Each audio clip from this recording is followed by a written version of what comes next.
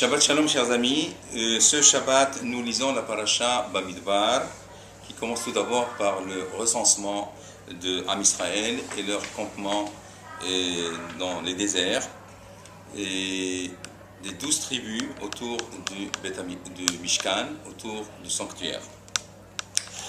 Nous allons nous pencher ce Shabbat, cette semaine, sur un thème extrêmement intéressant, tiré d'un verset de la paracha, chapitre 3, que je vais vous lire, verset 1.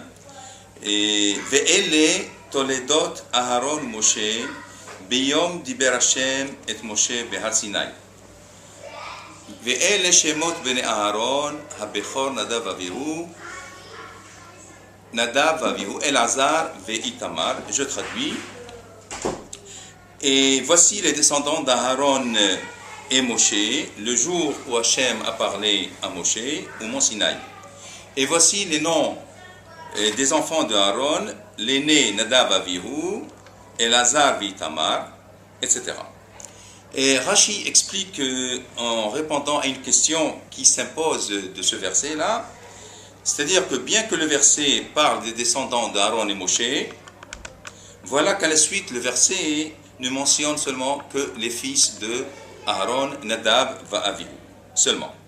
Donc pourquoi, puisque le verset il veut parler des descendants de Aaron et de Moshe, le verset n'a pas mentionné après les enfants de Moshe. Rashi explique, et il dit la chose suivante. Ve'ele toledot Aaron Moshe ve'eno mone ela bene Aaron. Il ne mentionne que les enfants de Aaron. Ve'nikreu toldot Moshe, les filles chez l'imidan Torah. Melamed shekol hamlamed havero Torah ma'ale alav hakatuv kilu yelado. C'est-à-dire, voilà, il n'a pas mentionné les enfants de Moshe, parce que Moshe, il a enseigné la Torah aux enfants de Aaron, et Melamed, c'est-à-dire pour nous apprendre finalement que quiconque enseigne la Torah à un autre, un fils d'un ami ou à quelqu'un d'autre, est considéré comme s'il l'a engendré. Kilu Yelado. De là, mes chers amis, on peut tirer un enseignement très très important pour nous-mêmes. C'est c'est-à-dire le thème de la relation entre le maître et l'élève, c'est-à-dire entre le Rav et le disciple et le Talmid. Cette relation-là, elle n'est pas la même dans les autres domaines, à savoir dans les autres sciences et les connaissances, dans les autres disciplines, surtout dans les disciplines profanes, où la relation entre maître et élève, elle se limite finalement à un enseignement pur, voire, comme on dit, ex cathedra, c'est-à-dire, une fois que j'ai donné mon cours, c'est fini, en tant que conférencier, en tant qu'enseignant, je n'ai plus rien à voir, aucune relation avec l'élève, c'est-à-dire sans aucun sentiment d'affection, ni sans aucun sentiment d'amour pour l'élève.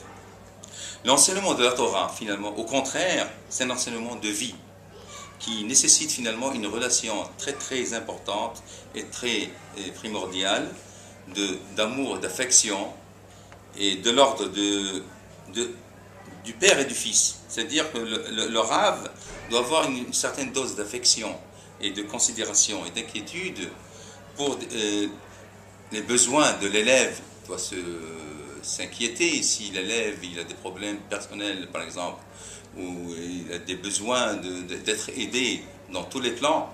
Alors, le Rav doit être au courant des besoins de l'élève. C'est-à-dire, donc, si un Rav n'est pas un père, et pour ses élèves, finalement, c'est pas un Rav. Un Rav doit se considérer comme un père de son élève.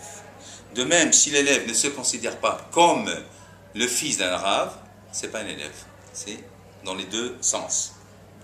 Donc, c'est-à-dire l'exemple type de cette relation, nous la trouvons d'ailleurs nous l'avons vu chez le prophète Élisha, et le prophète Eliaou. C'est-à-dire qu'à un certain moment, nous dit le texte dans Melachim, Elisha il proclame devant tout le monde Avi, Avi, Rechev ou Farashav, c'est-à-dire Père, Père. C'est-à-dire il parle de Yirmiyahu, de Eliyahu et il le considère comme père. Elisha étant l'élève de Eliyahu, Elisha se considérait comme l'élève de Eliyahu. Et Eliyahu Navi aussi considérait Elisha en tant qu'élève. Donc, leçon morale de cet enseignement-là, c'est que dans la Torah, dans l'enseignement de la Torah, un Rav doit considérer son élève comme un fils. Et l'élève doit se considérer comme un fils du Rav, il doit considérer le Rav comme un père. Shabbat Shalom.